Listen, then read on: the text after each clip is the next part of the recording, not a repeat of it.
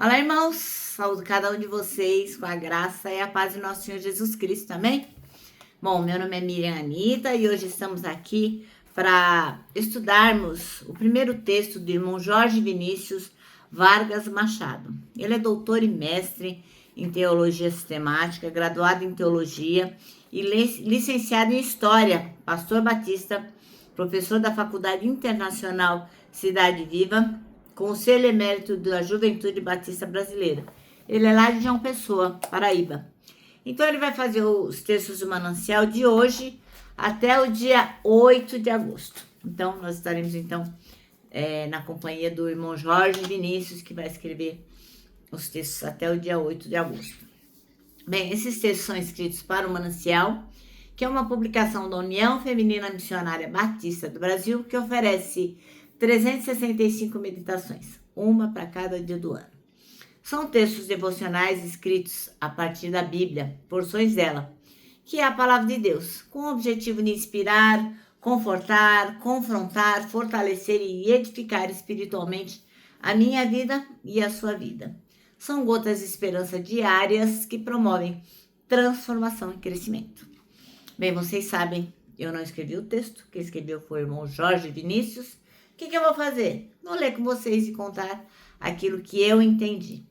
Quero pedir encarecidamente que, se vocês não se inscreveram no canal, que possam fazê-lo e principalmente que possam compartilhar essa palavra que é dita aqui. Não porque sou eu que digo, porque, como vocês sabem, eu não tenho nenhuma formação teológica, eu não tenho nada assim de especial. O que eu tenho é o que vocês têm, que é o amor à palavra, e eu gosto de aprender todos os dias, tá bom? Então eu conto com vocês para que compartilhem esta palavra. E vamos orar e pedir ao Senhor que nos mostre o que precisamos enxergar e ainda não enxergamos. Senhor Jesus, muito obrigada porque o Senhor está presente em nossa vida, e mesmo que a gente erre, se nós nos arrependermos, Tu nos dás a oportunidade de começar de novo. Que a gente possa aprender essa verdade eterna hoje. É o que te pedimos, não porque a gente mereça, mas em nome de Jesus, em seu nome. Amém. Bem, irmãos, então hoje leremos um trecho de João 21. Nós vamos ler do versículo 1 até o 17. E é o que? A restauração do irmão Pedro, o apóstolo, né? Que após a sua negação de Jesus, ele percebe, né, que havia falhado, demonstrou total inaptidão em permanecer firme na hora que era necessário, na hora crítica.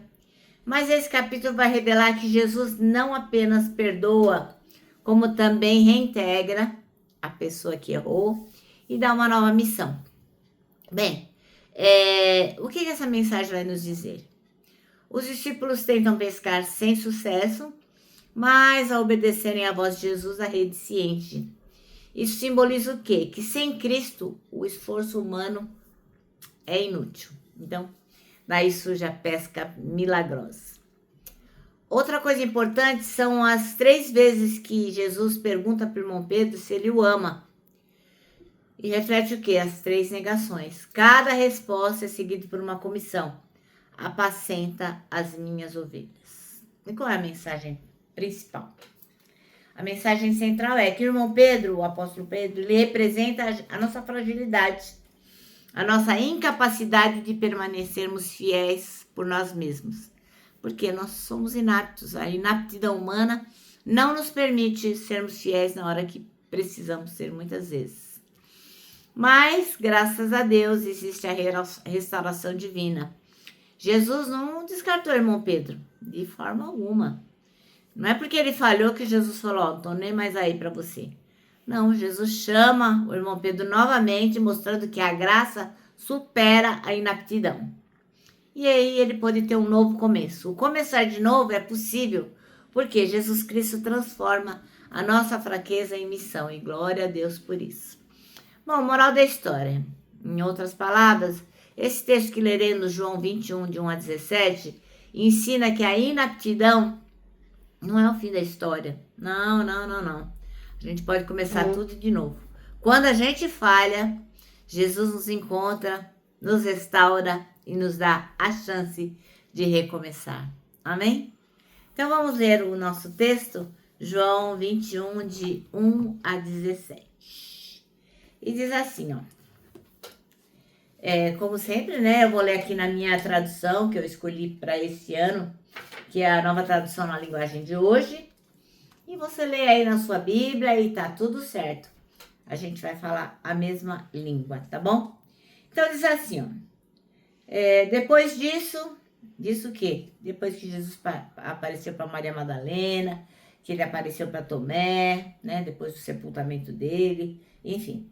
Então depois disso, Jesus apareceu outra vez aos seus discípulos, na beira do lago da Galileia. Foi assim que aconteceu. Estavam juntos Simão Pedro e Tomé, chamado o Gêmeo. Natanael, que era de Caná da Galileia, os filhos de Zebedeu e mais 2 discípulos. Simão Pedro disse aos outros: eu vou pescar. Nós também vamos pescar com você, disseram eles. Então foram todos, subiram no barco, mas aquela noite não pescaram nada. De manhã, quando começava a clarear, Jesus estava na praia, porém eles não sabiam que era ele. Então Jesus perguntou: moços, vocês pescaram alguma coisa? Nada, responderam eles. Joguem a rede do lado direito do barco que vocês acharam peixe, disse Jesus. E eles jogaram a rede logo depois, já não conseguiram puxá-la para dentro do barco, por causa da grande quantidade de peixes que havia nela. Aí o discípulo que Jesus amava disse a Pedro: é o Senhor Jesus. Quando Simão Pedro ouviu dizer que era o Senhor, vestiu a capa, pois havia tirado a roupa, e se jogou na água. Os outros discípulos foram no barco, puxando as redes com os peixes, pois estavam somente a uns 100 metros da praia. Quando saíram do barco, viram ali uma pequena fogueira, com alguns peixes em cima das brasas. E também havia pão. Então Jesus disse: tragam alguns desses peixes que vocês acabaram de pescar. Desculpem. Aí Simão Pedro subiu no barco e arrastou a rede para a terra. Ela estava cheia, com 153 peixes grandes. E mesmo assim, não se arrebentou. Jesus disse: venham comer. Nenhum deles tinha coragem de perguntar quem ele era, pois sabiam que era um senhor. Então Jesus veio, pegou o pão e deu a eles, e fez a mesma coisa com os peixes. Foi esta a terceira vez que Jesus, depois de ter saído ressuscitado, apareceu aos seus discípulos. Quando eles acabaram de comer, Jesus perguntou a Simão Pedro: Simão, filho de João, você me ama mais do que os outros me amam? Sim, o senhor sabe que eu amo, Senhor, respondeu ele. Então Jesus lhes disse: tome conta das minhas ovelhas. E perguntou pela segunda vez: Simão, filho de João, você me ama? Pedro respondeu: sim, Senhor, você sabe que eu amo, Senhor. E Jesus lhe disse outra vez: tome conta das minhas ovelhas. E perguntou pela terceira vez: Simão Pedro, filho de João, você me ama? Então Pedro ficou triste por Jesus ter perguntado 3 vezes: você me ama? E respondeu: o Senhor sabe tudo e sabe que eu amo, Senhor. E Jesus ordenou: tome conta das minhas ovelhas. Amém? Bem, então esse texto é belíssimo, né? É um texto tocante. É um texto que fala de novos começos, né? E ele se chama Começando Tudo de Novo. O irmão Jorge Vinícius escolheu o versículo 17 para ser o versículo-chave, que diz o seguinte: pela terceira vez Jesus lhe perguntou: Simão, filho de João, você me ama? Pedro ficou triste por Jesus ter perguntado pela terceira vez. E respondeu: o Senhor sabe todas as coisas, sabe que eu o amo. Jesus lhe disse: apacente as minhas ovelhas.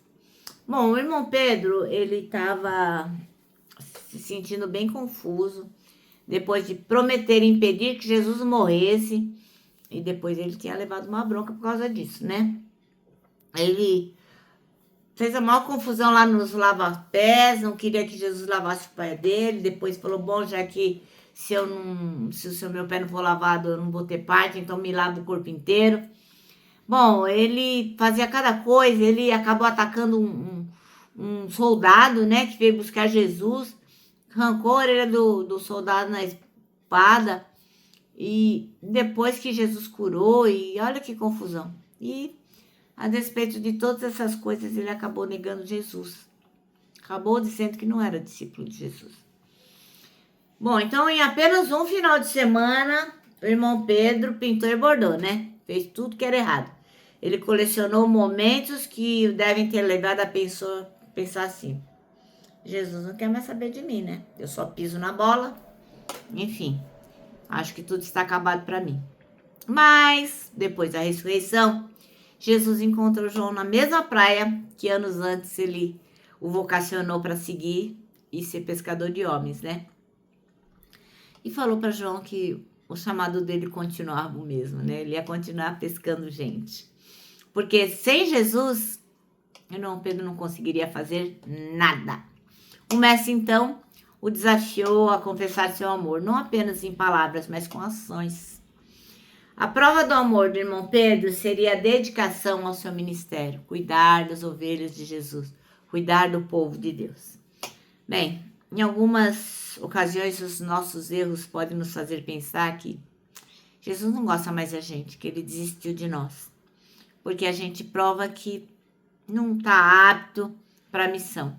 A gente demonstra a nossa inaptidão e fala, bom, eu creio que aqui Jesus falou, chega.